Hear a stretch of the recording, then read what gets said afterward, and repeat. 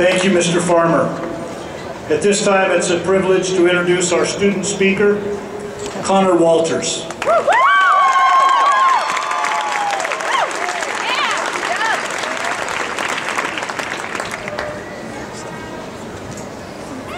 Best shoes I've seen.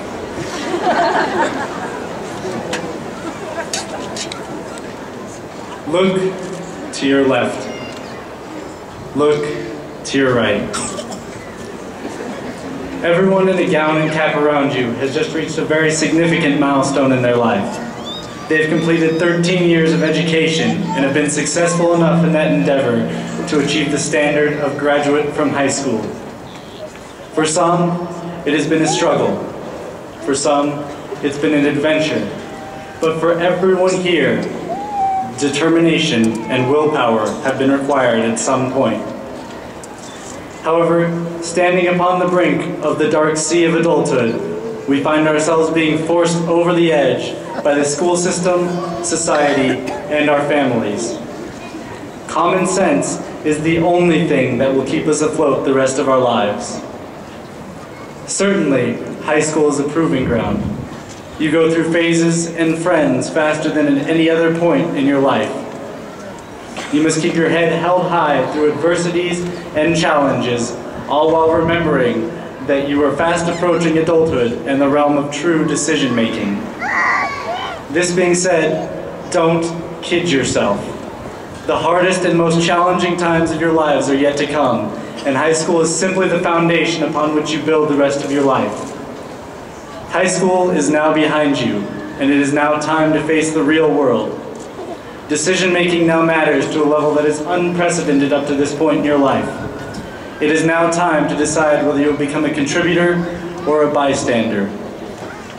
The only thing separating college students from prison inmates is decisions made. The only thing separating beggars from tycoons is decisions made.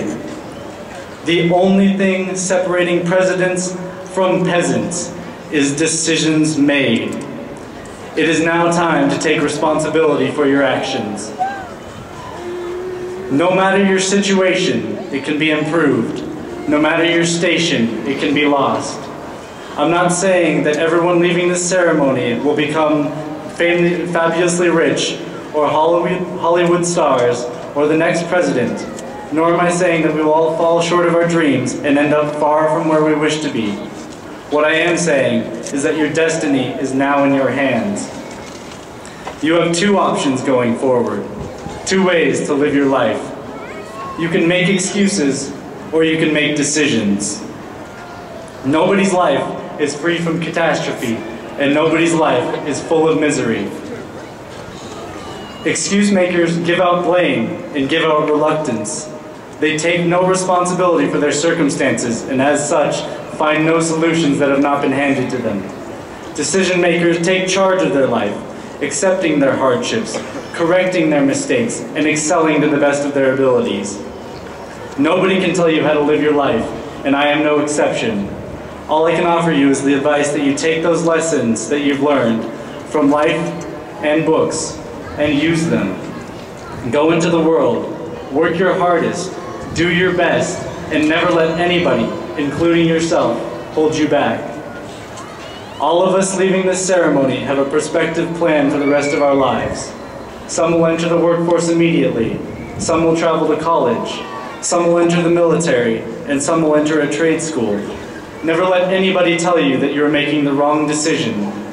As long as you're contributing to society in a way that makes you happy, what anybody else wants from you is secondary.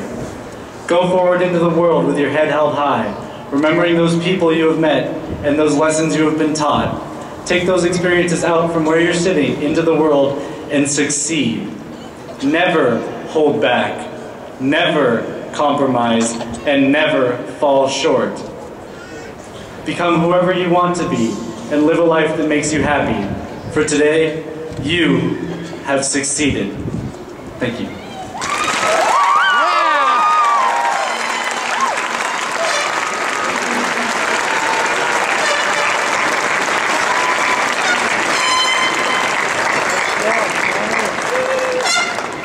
Thank you, Connor.